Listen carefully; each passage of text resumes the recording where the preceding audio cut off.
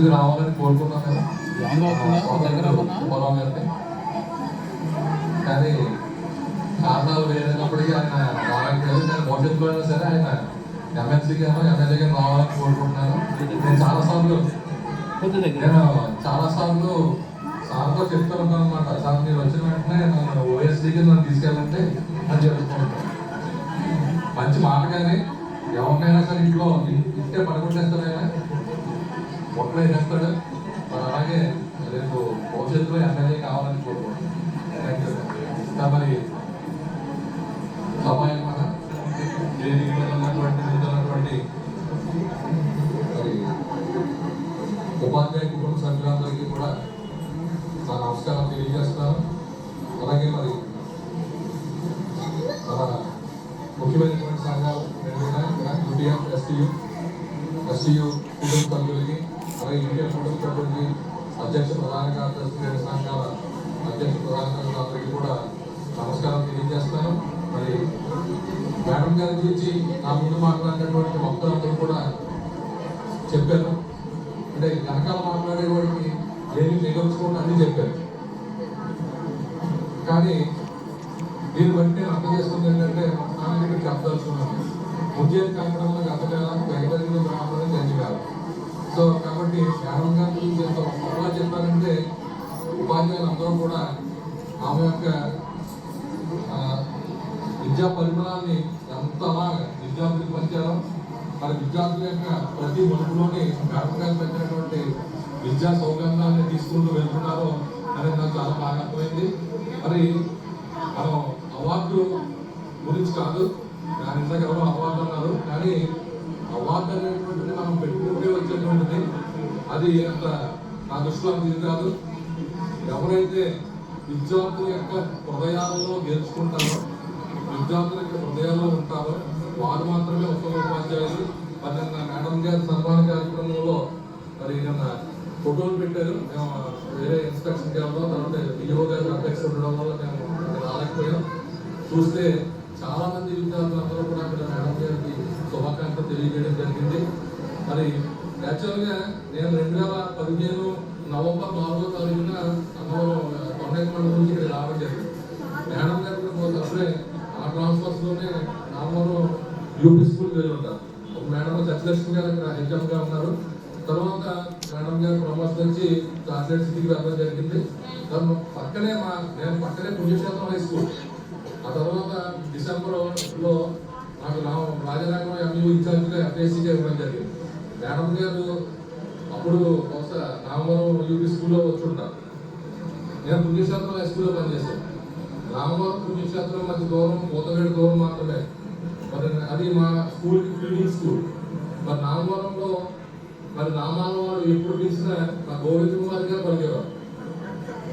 గోవింద్ కుమార్ గారు పిలిచి పలికేవారు. ఆవిడ మా పిల్లలకు సంబంధించినటువంటి ఏ విషయాలున్నా దశలక్ష్మి మేడం గారు ఇద్దరు కూడా ఇచ్చారు. మా స్వాభావికంగా అంటారు ఎంత సైలెంట్ అంటే దాన్ని బట్టి అర్థం. మేడం గారు మేము అక్కడే పనిచేసేవాళ్ళం, అక్కడే స్కూల్ దగ్గరికి వచ్చేవాళ్ళం. మేడం గారు మాత్రం చెరగని చిరునవ్వుతోటి పలకరించి నమస్తే సార్ అని చెప్పడం, మళ్ళీ ఆవిడ క్లాస్కి వెళ్ళిపోవడం అనేటువంటిది జరుగుతుంది. మరి పేరు చక్కని పేరు పెట్టుకున్నారు మేడం గారు శోభారాణి.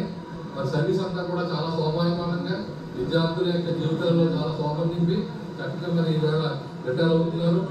మరి పూర్వమైతే కనుక మరి మనం రిటైర్ అవ్వడం అనేటువంటిది ఒక బాధాకరమైనటువంటి విషయం. కానీ వేళ ఉన్నటువంటి మనకు ఉన్నటువంటి ఒత్తిడికి ఇవన్నిటికీ కలిపి చూసినట్టయితే మనం ఎంత సాయశీలంగా చూసినట్టుగా మనం ఏదైతే దేని కోసం అయితే రిక్రూట్ చేయబడ్డామో విద్యార్థులకు విద్య అందించేటువంటి దానికి దూరంగా ఉంటూ కేవలం స్కూల్ యొక్క పనులు యాప్లు, లేకపోతే టాయిలెట్స్ క్లీనింగ్, ఇంకా గ్రౌండ్ క్లీనింగ్, చిక్కీలు పంచి పెట్టడం, లేకపోతే భోజనం పెట్టింగ్, ఇటువంటి పనులకు మాత్రమే మనం దగ్గర అవుతూ ఉన్నాం తప్ప నిజమైనటువంటి పనులకి ఎప్పుడు కూడా మనం దూరంగా ఉంటున్నాం. సో మేడం గారు నేను చాలాసార్లు మరి యూపీ స్కూల్కి విజిట్కి వెళ్ళడం జరిగింది. మేడం గారు ఎప్పుడు కూడా నవ్వుతూ ఎదురొచ్చి నమస్తే సార్ అని చెప్పడం వెళ్ళేవారు. మేడం గారు నేను 9 గంటలకు వెళ్తే మేడం గారు 9 గంటల కంటే ముందు స్కూల్కి వచ్చేసేవారు. చాలా చక్కటి సమయపాలన చేశారు. మరి శోభారాయణ గారు సర్వీస్ అంతా కూడా చాలా శోభావంతంగా చేశారు. సాధారణంగా ఏంటంటే ఎవరైనా రిటైర్ అవుతారు ఏంటంటే ఎస్ఆర్లు వస్తూ ఉంటాయి. ఎస్ఆర్లో పరిశీలిస్తూ ఉంటాం, ఒకసారి చూస్తాం ఏంటి ఎస్ఆర్లో. ఆ ఎస్ఆర్ అనేటువంటి మన యొక్క ఉపాధ్యాయ వృత్తికి ఒక దర్పణం అని, అందులో మన యొక్క పెర్ఫార్మెన్స్ అంతా అందులో ఉంటుంది. అంటే ఏ గొప్పగా చెప్తారో లేదా అవార్డు వచ్చిందని కాదు, అక్కడ ఎన్ని సెలవులు వాడారు, ఎన్ని ఎలన్ లీవ్లు వాడారు, ఎన్ని మెడికల్ లీవ్లు వాడారు, ఎన్ని ఆఫ్ లీవ్లు వాడారు అనేటువంటి అంతా కూడా మనం చూస్తాం. కానీ మేడం గారు ఎస్ఆర్లో ఎంత క్రియేటివ్గా ఉందంటే ఎప్పుడు కూడా మేడం గారు మెడికల్ లీవ్ అనేటువంటి వాడడం లేదు. అదే కూడా చాలా నెగ్లిజిబుల్. ఆఫ్ లీవ్ కానీ కూడా ఎప్పుడు వాడలేదు మేడం. అలాగే ఎలన్ లీవ్ కానీ ఇలాంటి సమైకాల లీవ్ కానీ ఎప్పుడు వాడలేదు. ఎప్పుడైనా పాపం చాలా వృత్తి పట్ల చాలా గౌరవంతో చాలా భక్తులు మరి మంచి ఆరోగ్యంతో మేడం గారు నిండుకున్నట్టు జీవితాలను కోరుకుంటున్నాను. మరి అలాంటి టీచరు, అంత గొప్ప టీచర్, ఇక్కడ ఉన్నటువంటి ప్రతి ఉపాధ్యాయులు కూడా ఆవిడతో ఏదో ఒకటి అనుబంధం, ఆటోతోటో లేకపోతే ఫంక్షన్లో హలోతోటో ఈ విధంగా. మళ్ళీ మన చిన్న మాస్టర్ గారు అయితే మేడం గారు ఆయన రివ్యూ చేయడం, అలాంటి కార్యక్రమాలు అన్నింటితో కూడా అనుబంధాలు ఉన్నారు. అందరూ కూడా చక్కగా సేవల్ని కొనియాడడం, ఖచ్చితంగా బెస్ట్ టీచర్, గుడ్ టీచర్ కూడా ఖచ్చితంగా. కనుక మరి ఆవిడ యొక్క మిగతా లైఫ్ అంతా కూడా ఆరోగ్యంతో ఐశ్వర్యంతో అందరితో మరి కనకాలం జీవించాలని కోరుకుంటూ అందుకు శ్రీ వెంకటేశ్వరుడు ఆవిడకి ఆరోగ్యం కలగని కోరుకుంటూ ఈ అవకాశం అందరికీ కూడా మరి మరొకసారి నా హృదయం నమస్కారం తెలియజేసుకుంటూ ఎంతో నమస్కారం. అదే శ్రీ వెంకటేశ్వరుడు మరి సుబ్బారావు గారికి రాజయోగం కలిగించాలని, ఆయన మరి ఎమ్మెల్యేగా